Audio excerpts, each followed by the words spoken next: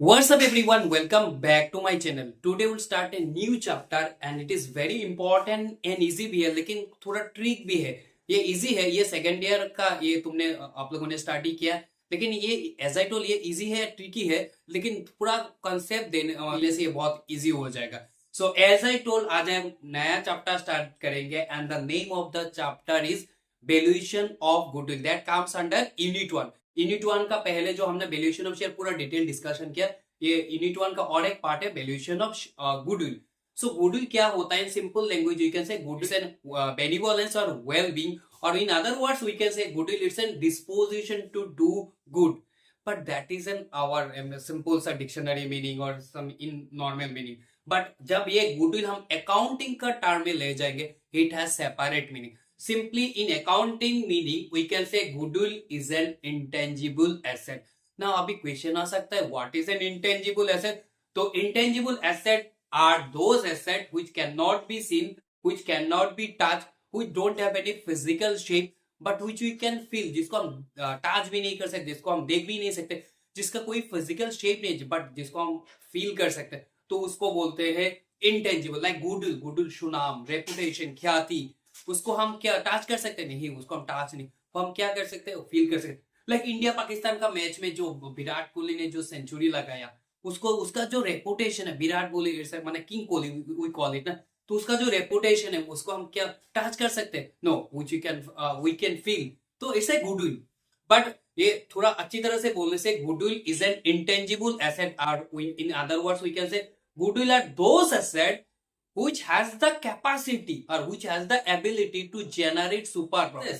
Super profit क्या होता है? जो हमारा नॉर्मल जो प्रॉफिट होता है उससे जब ज्यादा प्रॉफिट मिलता है तो उसको हम सुपर प्रॉफिट बोलते हैं. Simply we can say super profit is equal to actual profit minus normal profit. जो नॉर्मल प्रॉफिट हम एक्सपेक्ट करते हैं, जब नॉर्मल प्रॉफिट से ज्यादा प्रॉफिट मिल जाएगा तो उसको बोलते हैं सुपर प्रॉफिट. लाइक हमारा क्रिकेट मैच में होता है ना सुपर ओवर 2020, मतलब 2020 गेम होने से 20 ओवर्स इज अ फिक्स. अगर इस मैच ड्रॉ हो जाता है फिर एक ओवर दिया जाता है जिसको हम बोलते हैं सुपर ओवर. सिमिलरली यहाँ पे भी सुपर प्रॉफिट जब हमारा नॉर्मल जो प्रॉफिट है उससे जब ज्यादा होगा उसको बोलते हैं is an intangible asset which has the capacity to earn super profit. Super which has the capacity to earn super profit. और in other words we can say goodwill is such an asset which has the ability or capacity to retain the old customer, attract new customer. जिसके पास ये क्षमता है, जो हमारा old customer है उसको retain करेंगे, न्यू कस्टमर को अट्रैक्ट करेंगे. जब न्यू कस्टमर को अट्रैक्ट करेंगे क्या होगा भाई? हमारा बिजनेस का सेल इंक्रीज होगा. जब सेल इंक्रीज होगा,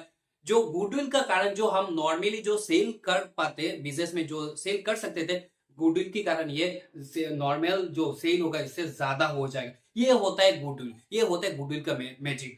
तो कोई बट हमारा चैप्टर का नाम क्या है?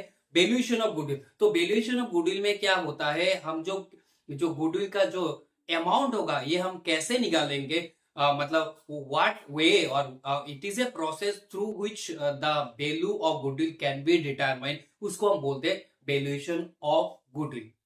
नाउ ये तो हमारा सिंपल सा मीनिंग आया. यू कैन राइट, जो बहुत सारा ऑथर एक्सपर्ट का ऑथर और इसका जो गुडविल का definition that one you just see from the book. Meaning तो समझ में आ गया कंसेप्ट. फिर हमारा जो नेक्स्ट हमारा जो थीम होगा व्हाट आर द फीचर्स, माने गुडविल का क्या क्या फीचर है, what are the features of goodwill. वैसे तो गुडविल का बहुत सारा फीचर है but will take few of them through two और three points will take. First we can say very simple, goodwill is an intangible asset. मतलब as I told, हमने थोड़ा पहले बताया गुडविल क्या है, एक intangible asset. Second we can say goodwill has the ability और goodwill has the capacity to earn और जनरेट एडिशनल प्रॉफिट और generate super profit. Super profit मतलब क्या है? जो नॉर्मली जो हमारा प्रॉफिट होगा इससे हम जब प्रॉफिट ज्यादा कमाएंगे उसको बोलेंगे सुपर प्रॉफिट. तो गुडविल के पास ये क्षमता है to earn super profit.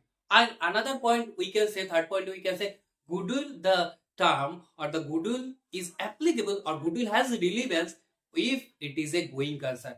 goodwill ये applicable होगा, goodwill जो goodwill का कंसेप्ट ये applicable होगा अगर ये गुडविल क्या है, अगर ये बिजनेस गोइंग कंसर्न है. गोइंग कंसर्न का मतलब होता है आज बिजनेस हो रहा है, लास्ट 10 ईयर से बिजनेस चल रहा है, आज भी चल रहा है, after 10 years the business will be continue.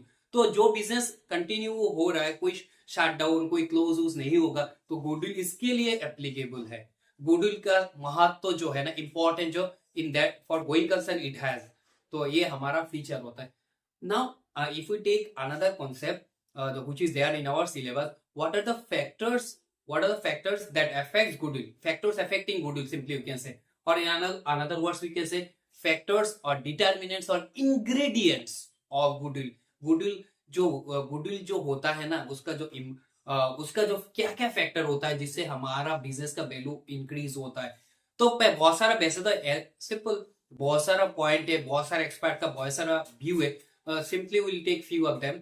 तो पहला जो हमारा फैक्टर्स और ingredients of goodwill is that location of the firm. जो बिजनेस का जो लोकेशन है ये कहाँ पर होता है, इसके ऊपर भी बिजनेस तुम्हारा अच्छा होगा। अगर मान लो तुम्हारा बिजनेस पहाड़ में है, बहुत एक बैकवर्ड एरिया में, तो यहाँ पे बैकवर्ड एरिया में होने से भाई तो यहाँ पे कस्टमर नहीं जाएगा। तो कस्टमर नहीं जाने से तुम्हारा प्रॉफिट बोलो या गुडविल का सवाल नहीं होता। तो proper location is more important. तो एक फैक्टर होता है लोकेशन ऑफ द फार्म। दूसरा चीज हम बोल सकते हैं quality of the goods and services. जो हमारा जो बिजनेस प्रोड्यूस करेंगे, जो बिजनेस जो फार्म जो बिजनेस जो प्रोडक्ट बनाएंगे उसका क्वालिटी कैसा है, उसका सर्विस कैसा है, दैट ऑल्सो डिपेंड। अगर क्वालिटी अच्छा होने तो भाई कस्टमर आएगा, तो तुम्हारा रेपुटेशन, तुम्हारा बिजनेस बढ़ेगा, स्प्रेड होगा। तो ये भी एक फैक्टर होता है। और एक चीज बोल सकते हैं price of the goods, reasonable price of the goods and services. एक प्रोडक्ट का जो दाम होता है, जो कीमत होता है, ये ज्यादा भी नहीं होगा कम भी नहीं होगा, लेकिन ये रीजनेबल है। ये भी गुडविल को इफेक्ट करता है। Reasonable price of the goods and service. एक पॉइंट हम बोल सकते हैं quality and skill of management. Quality and skill of management, जो मैनेजमेंट होता है जो टॉप लेवल, उसका कैसे दिमाग है, उस मतलब ये बिजनेस में किस लेवल में काम कर रहे हैं, उसका पोजीशन क्या, पोजीशन मतलब उसका क्या एफिशिएंट है। लाइक हमें तो लाइक पता है लाइक गूगल का सुंदर पिच है, इतना एफिशिएंट है, तो मतलब क्या पूरा वर्ल्ड में छा गया। तो ये मतलब इस लेवल का इफिशियंसी होने से तो बिजनेस बढ़ने का चांसेस बहुत ज्यादा है। तो ये that is quality and skill of management, ये हो सकता है, ये होगा। और एक हम बोल सकते हैं service provided by the firm. मतलब जो कुछ कुछ होता है ना, मतलब सेल करने के बाद ही अगर बिजनेस कोई तुम्हारे साथ कस्टमर के साथ कोई रिलेशन नहीं रखता, ये भी इफेक्ट होता है। बिजनेस अभी मोस्ट ऑफ द केसेस ये बोलता है ना, आप सेल करने के बाद भी हम सर्विस प्रोवाइड करेंगे, तो ये बहुत एक इफेक्ट होता है कस्टमर के दिमाग में। तो after sale service provided by the firm. And और हम बोल सकते हैं that is acceptance of goods and services by the customer. जो प्रोडक्ट है, किसी एक प्रोडक्ट है, किसी कंपनी का, किसी फर्म का, ये मार्केट में कस्टमर ने एक्सेप्ट किया, तो ये भी तो भाई गुडविल है ना। तो वैसे as a few points I told, other than there are so many other points as well. Now will talk on what are the different methods for valuation of goodwill. जो गुडविल का जो value हम निकालेंगे, ये हम किस basis से निकालेंगे, कैसे हम निकालेंगे, उसके लिए क्या प्रोसीजर है। तो उसके लिए वैसे तो बहुत सारा मेथड है, like arbitrarily we can, as I said, arbitrarily we can determine goodwill, then average profit method, then weighted average profit method, then capitalization, that is capitalization of average profit method, then super profit method, then capitalization of super profit method, annuity method. There are so many methods are there, but ये हम मतलब numericals हम लेंगे, numericals हम लेके एक method हम that is discuss करेंगे, क्योंकि सबको तो गुडविल का वो कंसेप्ट है एचए सेकेंड ईयर में, हमारा अकाउंटेंसी में पार्टनरशिप में आता है। तो ये हमारा लिटिल बिट मतलब लिटिल बिट ये सबको कंसेप्ट है। तो ये हम थोड़ा एडवांस वर्जन करेंगे। जो भी हम सबको पता है, जो भी हमारा यूट्यूब चैनल फैमिली में है, तो सबको पता है जो हम कॉन्सेप्ट डिस्कस करते हैं, ऐसे हम डिस्कस नहीं करते। Of course, we do discussion with the help of an example. And question is that from the following particulars, calculate the value of goodwill. Capital employed, normal rate of return.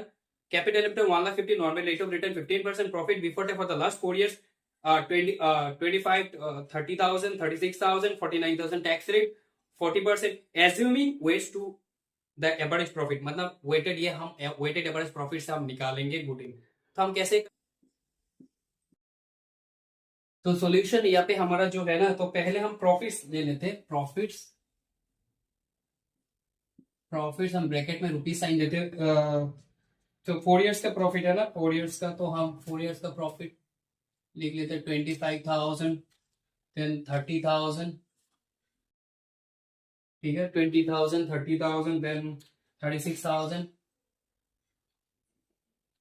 Then हमारा है 49,000। क्योंकि हम यहाँ पे bracket में rupees देते तो लिखने का जरूरत नहीं है। फिर हमारा क्या है, टैक्स देना पड़ेगा, क्योंकि हमारा प्रॉफिट से टैक्स देना पड़ेगा। Less less less tax, less tax 40%, less tax 40%, bracket में रुपीज दे दो। अच्छा, we can write in that way, less tax at the rate of 40, less tax at the rate of 40%। 40% लगाओ, 25,000 का 40% लगाने से, कैलकुलेटर यूज कर 10,000, उसका 40% लगाने से 12,000, देन उसका 10% तो 3,600, 400, और उसका 14% करने से 19,600। तो हम माइनस कर लेते हैं, माइनस करने के बाद हमारा मिलेगा प्रॉफिट आफ्टर टैक्स तो 15,000, ठीक है। और फिर ये कितना होगा, 18,000, फिर ये तो 600,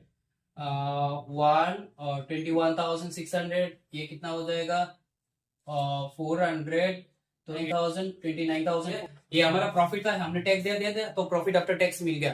तो प्रॉफिट आफ्टर टैक्स 15,000, 18,000, 21,600, देन 29,000, 29,400। फिर यहाँ पे बोला गया ना वेट, ये क्योंकि यहाँ पे बोला गया assume weight to calculate the average, तो वेट हम वैसे हमारा एवरेज प्रॉफिट निकालने के लिए एवरेज प्रॉफिट मेथड होने से क्या करते हैं, जितना हमारा टोटल प्रॉफिट होता है, total profit divided by the जितना नंबर ऑफ ईयर होता है। लाइक यहाँ पे मान लो से फॉर एग्जांपल 4 इयर्स का प्रॉफिट है, तो 4 इयर्स का प्रॉफिट टोटल करो डिवाइडेड बाय 4। लेकिन वेट होने से हम एज्यूम करते हैं पहला ईयर को हम 1, नेक्स्ट ईयर को, सेकंड ईयर को 2, 3, 4, 5 सिमिलरली हम करते हैं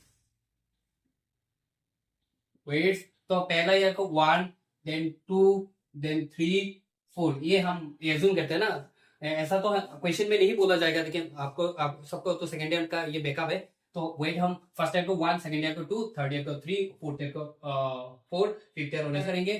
फिर हम प्रोडक्ट मतलब इनटू, सब हम इनटू कर लेंगे, ये दोनों मतलब क्या करेंगे, इनटू। तो 15,000 इंटू 1, तो 15,000 into 1, 18,000 into 2, that is 36,000, 21,000, 6,000, 64,800। Use calculator, degree में तो कोई इशू नहीं है। देन 1 लाख, ये हम यहाँ पे लिख 1,17,600, क्या करेंगे 17,600। अभी हम क्या करेंगे, टोटल कर लेते हैं, total of product, total of product सभी प्लस कर लो।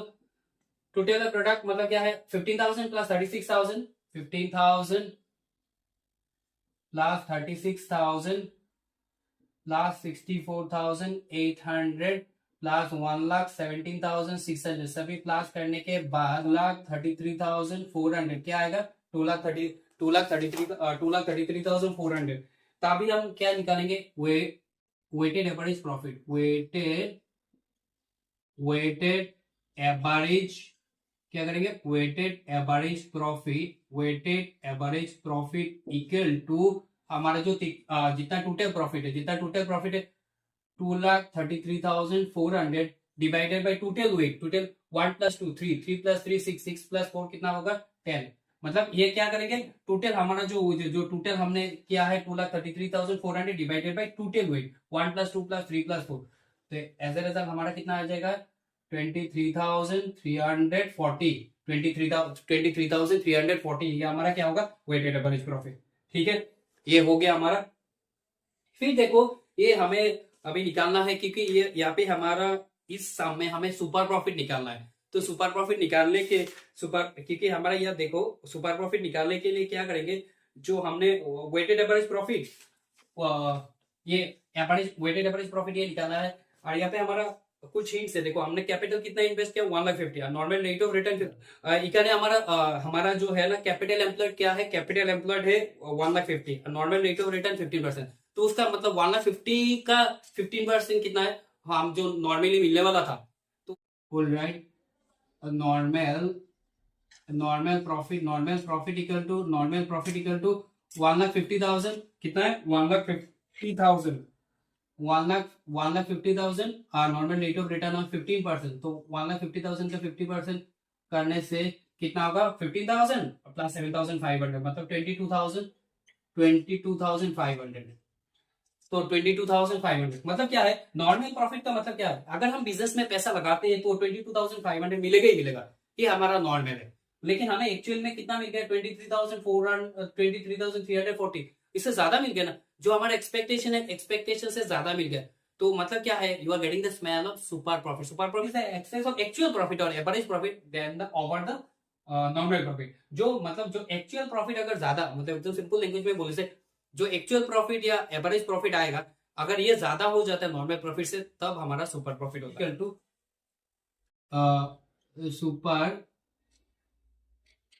सुपर प्रॉफिट इक्वल टू हमारा कितना है, 23,340 माइनस 22,500 माइनस 22,000 माइनस करने के बाद हमारा क्या होगा, 840। क्या होगा, 840। ये हमने सुपर प्रॉफिट पता है, एक्चुअल प्रॉफिट ज्यादा हो जाने से देन द नॉर्मल प्रॉफिट, तो हम क्या बोलेंगे, सुपर प्रॉफिट। जो हमने एक्सपेक्टेशन किया, एक्सपेक्टेशन से ज्यादा मिले, तो उसको बोलेंगे सुपर प्रॉफिट। फिर हमारा निकाला है अभी निकाला है वैल्यूएशन ऑफ गुडविल। तो अभी हम निकालेंगे valuation of goodwill equal to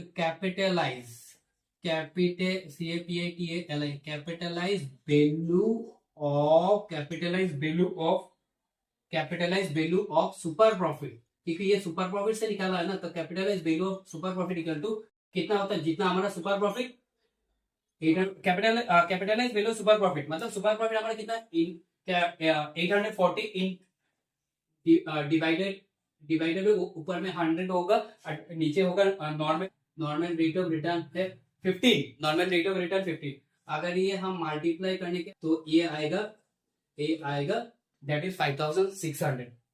तो वैल्यूएशन ऑफ गुडविल मतलब ये जो हमने जो ये मैथ सॉल्व किया, that is capitalisation value of weighted average profit से हम कैसे गुडविल निकालते हैं, ये उसका ये एग्जाम्पल है। तो पहले हमें क्या करना होगा, देखो जो हमारा प्रॉफिट है, अगर टैक्स होने से टैक्स देंगे, देन उसके बाद और टैक्स माइनस करने के बाद जो अमाउंट आएगा, देन अगर ये वेटेड होने से तो हम एज्यूम करेंगे 1 2 3 4, अगर 5 ईयर होने से तो up to 5 will, right. Then product मतलब इंटू, ये इंटू कर 15,000 into this equal to this into this equal to this into this equal to this into this equal to this.